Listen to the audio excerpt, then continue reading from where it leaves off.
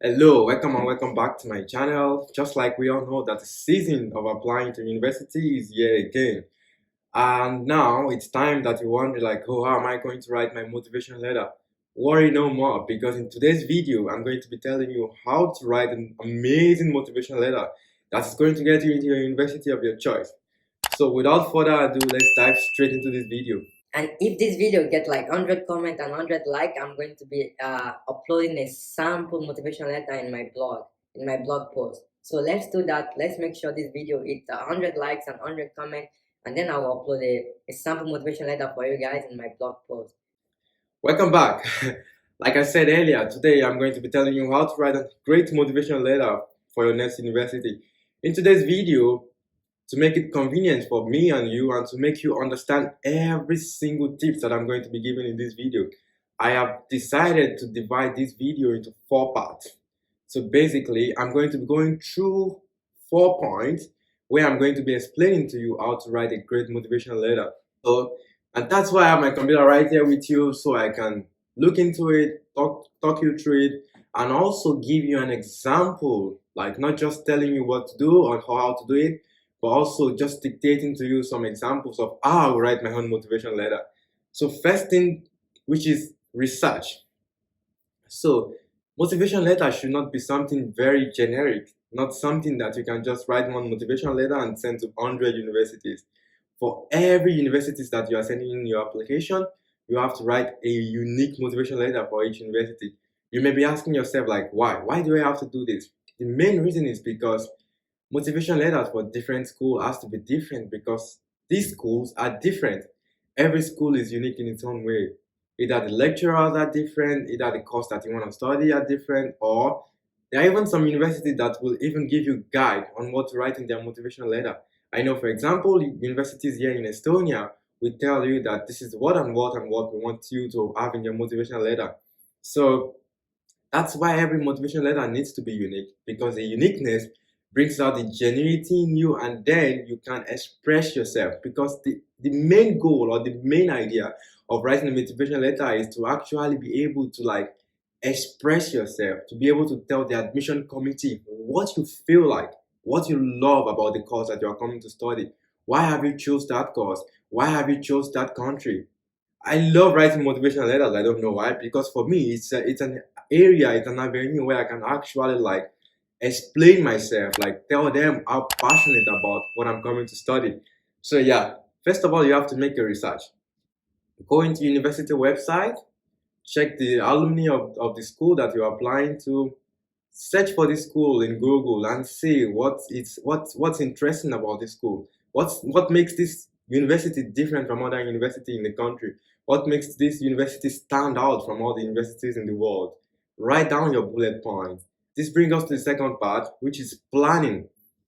So now you know the course of study, you know the course you want to study, you have made plan, you have made research about the university you want to study in, you've written a lot of bullet points.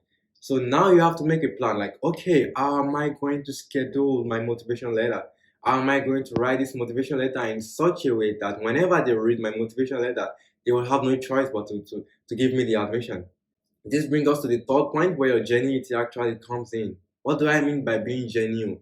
Being genuine is actually being able to write a letter that when you read it yourself, you feel so passionate about it. You feel like, damn, yes, I have done a good job here.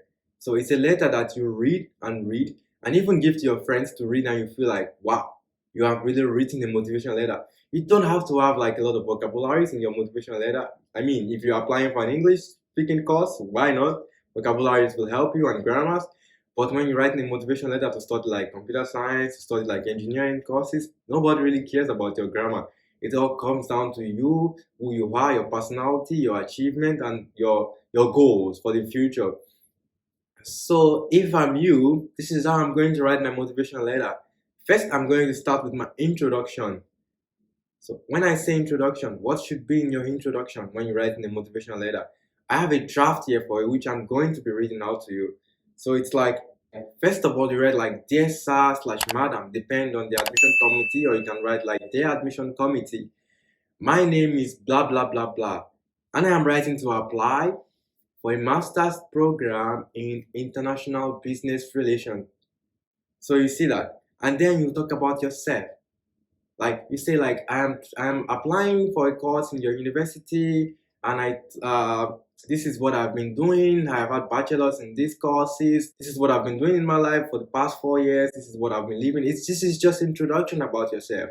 First of all, you have to let these people that are evaluating your application know who you are before you can actually continue with the next step of writing your motivational letter.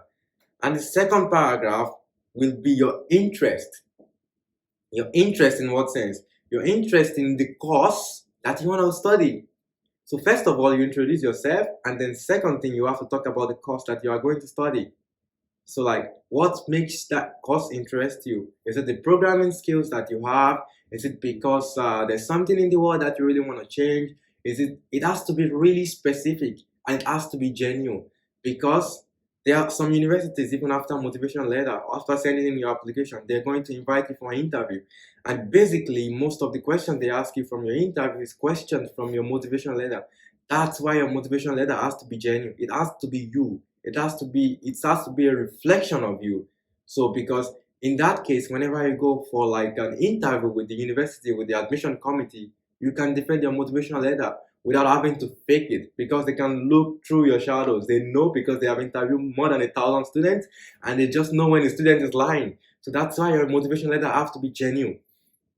For example, let's say I want to go study a course that is called game design. This is what I'm going to be I'm going to write in my interest.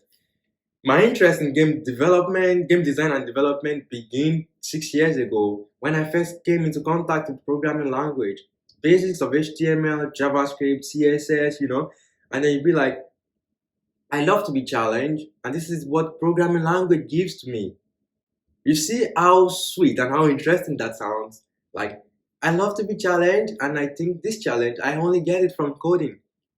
So, and I see that the curriculum and everything in this course is going to be really challenging for me. This is what I really want to do, and I'm not gonna be reading to you like the whole motivational letter here, but I just want to give you an idea of what to expect and what to write in your motivational letter, so that when you go for an interview, you can actually defend your motivational letter. And this brings us to the third point, which is like the interest in the school. Why did you choose the school? Why did you choose the country? You have to have a genuine reason. So let's say I'm studying here in Estonia now, and somebody asks me, like, I'm about to write a motivational letter to study a course in Estonia.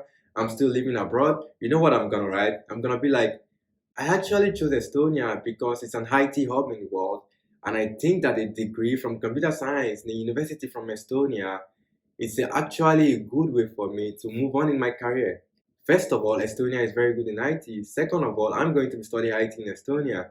So it's like combination of these two. It just put me way ahead of all other students in my courses. So it's like the country you're going to, they are good in what they are doing, and then so it's like you giving a genuine reason here. So that's why research is very important. You have to make research on what motivational letter you're gonna be writing. Make research about the country, make research about the courses. Try to find a way to fit the course and the country and the university together. Try to find what they have in common, like a common ground, because this helps you to convince the admission committee.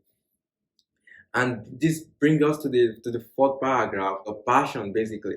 Your passions. So it's like your passion. I am really passionate. Like, if I'm going to write something about my passion, I would say like, I am really passionate about technologies, challenges, and solving problems. And that spurred my interest in choosing a career in game design. Do you see that? Like, game design is in high development, it's highly skilled and highly dynamic, and it's in high demand. I have worked in two different companies. I have worked as technical support, I have worked as teams. Give them a genuine reason why they think that if they actually give you a chance to study that course, you will not end up dropping out, or you will not end up failing in your curriculum. Give them something that makes your background solid for what you are coming to study. I know it's not really easy. Let's say you have no background, you have no experience. That's also where your genuinity comes in. Show them how willing you are to learn, even if you don't have anything to give them. So basically, that's it. And then this gives us to the next step, which is actually like talking about your hobbies, like what you like to do, because also as much as they want to learn about your future goals, as much as they want to learn about your why you're coming to study, as much as they want to know about you, they also want to know what are the things that you do that makes your life interesting. What are the interesting part of your life? Because the idea of a motivation letter is to let this admission committee to see through you, to get to know who you are. And this is what you are trying to tell them here. Share with them your hobbies. If you like playing football, if you like playing tennis, if you like playing soccer, whatever. For example, I'll write something like this. So my kind of personality, I'm a moderate social person that loves adventure, meeting people, learning from other cultures, love sports, soccer to be precise, and also love good music as it makes it easy for my mood of relaxation. So did you see how smooth that is? I'm telling them about my hobbies at the same time I'm telling them about what makes me feel good. So it's like communication. Be genuine. Tell them what you like, love to do. Tell them what makes you human. Tell them what makes you happy. While at the same time telling them what motivates you about the university, what motivates you about the course that you're coming to study, what motivates you about the country, for example. And then this brings us to the last part of the video, which is the conclusion. This is where you write like in conclusion, I'm confident that a degree in this particular course that I want to study is going to really help me in the future. And I'm really looking forward to getting a positive feedback from you guys. Keep it simple, keep it straightforward, be passionate, be genuine, tell them about your hobbies, tell them about everything that they need to know. But this also have to be based on your planning, based on your research. This has to be based on what the university really want to see, and then not just write a generic motivation letter and send to all the universities. And that brings us to the last part of the video, which is the fourth part, which is the review. And so now you have a complete written motivation letter. So read and read over your motivation letter again, review it, give it to a friend to read it, give it to your brother, give it to your family, give it to your father to check it out for you. Like, hey dad, what do you think about my motivation letter? Let them compliment it, let them tell you like this line I will do like this I will do separately. And even sometimes they will tell you to change something, but you feel like that thing is really good and you feel like that thing is you. Leave it there. This is your life, not their life, but you just need second opinion to see if you've really done a good job. So basically that's it for this video. You guys are going to study in Estonia and you would love to join my Facebook group. I have a Facebook group in which you can ask me direct questions about studying in Estonia, working in Estonia, some personal questions if you have. Go down below, there's a link to my Facebook group. You can join my Facebook group and ask me any question. So thank you for watching my YouTube video today. If you're new to my channel, don't forget to like my video, comment, share, and subscribe to my channel. It's so nice to see you all again, and I wish you good luck in your career path. Thank you, and bye for now.